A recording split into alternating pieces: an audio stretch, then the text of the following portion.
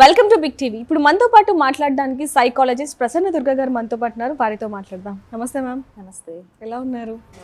మీరు? మేడం బాగున్నాను మ్యామ్. చాలా మందికి కూడా కొన్ని డౌట్స్ ఉంటాయి మదర్కి.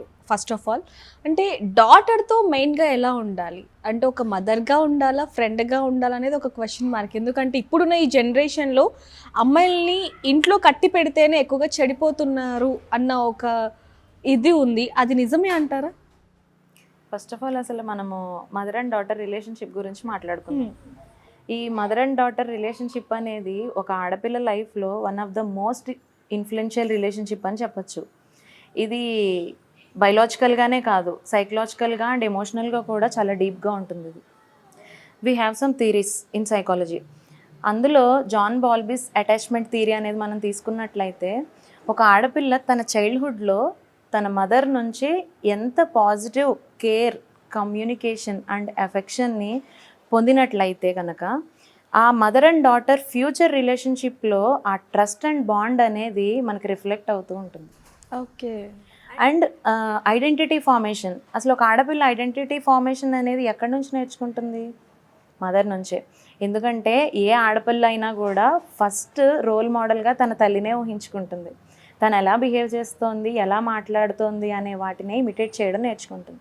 When coming to emotional intelligence, అమ్మ తనకున్న సైకలాజికల్ ప్రెషర్ని ఎలా హ్యాండిల్ చేస్తుంది, తను ఎలాంటి మాటల ద్వారా తన ఎమోషన్స్ని బయటికి ఎగ్జిబిట్ చేస్తుంది, ఇవన్నీ కూడా ఆ అమ్మాయి యొక్క కోపింగ్ మెకానిజం మీద చాలా ఇంపాక్ట్ చూపిస్తాయి. ఇవన్నీ తల్లిని చూసి నేర్చుకోవడానికి. అండ్ ఎప్పుడైతే తల్లి నుంచి పాజిటివ్గా ఎమోషన్స్ అనేవి ఇద్దరి మధ్యన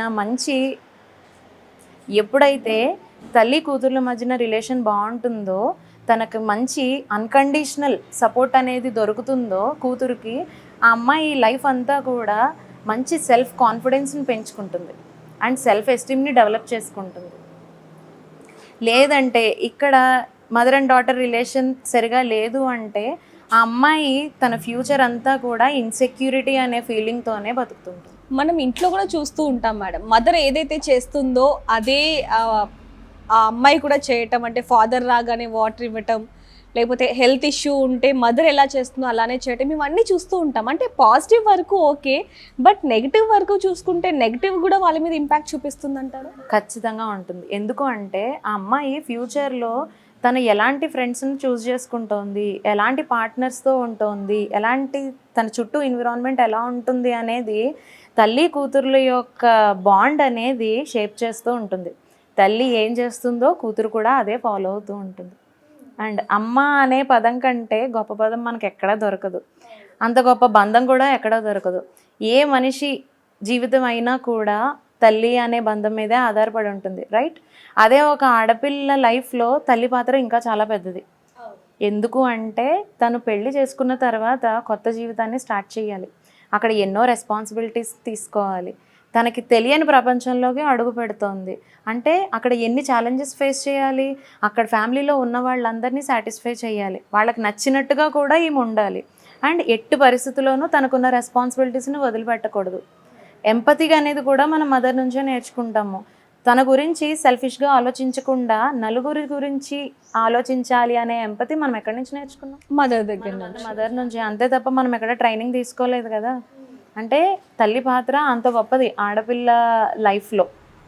కానీ ఎక్కువగా చూసుకుంటే మేడం, ఆ మదర్ ఒకవేళ వర్కింగ్ ఉమెన్ అయ్యి ఉంటే మరి ఆ బేబీ మీద, అంటే ఆ అమ్మాయి మీద ఎవరిది ఎక్కువగా ఇంపాక్ట్ చూపిస్తుంది అంటారు? మదర్ ఏమో వర్క్లో బిజీ అండ్ ఇంటికి వచ్చాక ఇంట్లో పనులలో బిజీగా ఉంటుంది. సో డాటర్తో సరిగ్గా మిస్కమ్యూనికేషన్ ఉండకపోతే ఏం జరుగుతుందంటారు?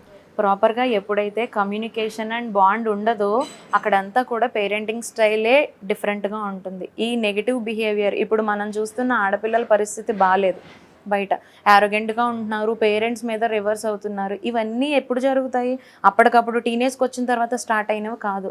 మనం ఇంతకుముందు మాట్లాడుకున్నట్టు కూడా చిన్నప్పటి నుంచే ఆ అటాచ్మెంట్ అనేది ఎక్కడైతే పేరెంట్స్తో ప్రాపర్గా ఉండదో అలాంటి పిల్లల్నే సెట్ అయిన ఏజ్ వచ్చిన తర్వాత ఇలా నెగిటివ్ బిహేవియర్ని ఎగ్జిబిట్ చేయడం అనేది చూస్తున్నాం మనం. సో చాలా మట్టుకు ఇప్పుడు ఉన్న ఈ కేసెస్లు ఇవన్నీ కూడా సేమ్ ఇలానే చూస్తున్నాం కదా మేడం.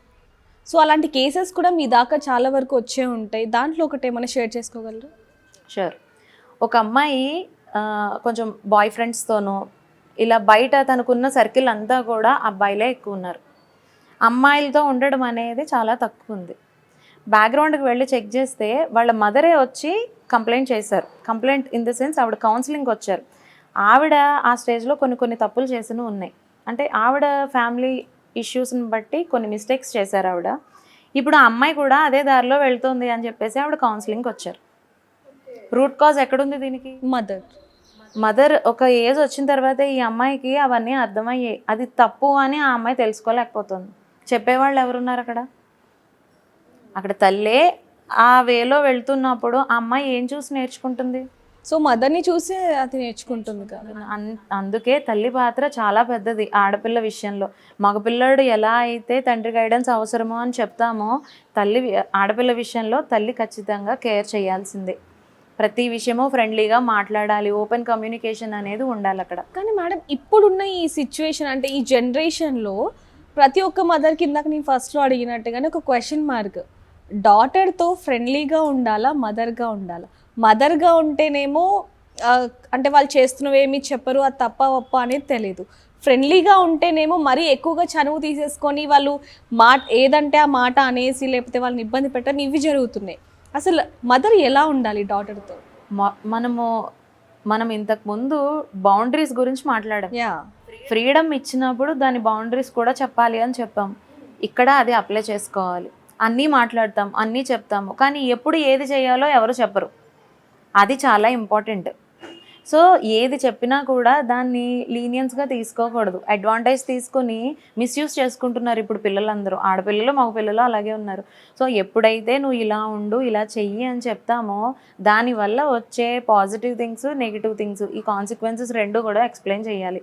అప్పుడు వాళ్ళు ఏజ్ పెరిగే కొద్దీ అర్థం చేసుకునే తత్వం అనేది వాళ్ళలో పెంచిన వాళ్ళు అవుతాం.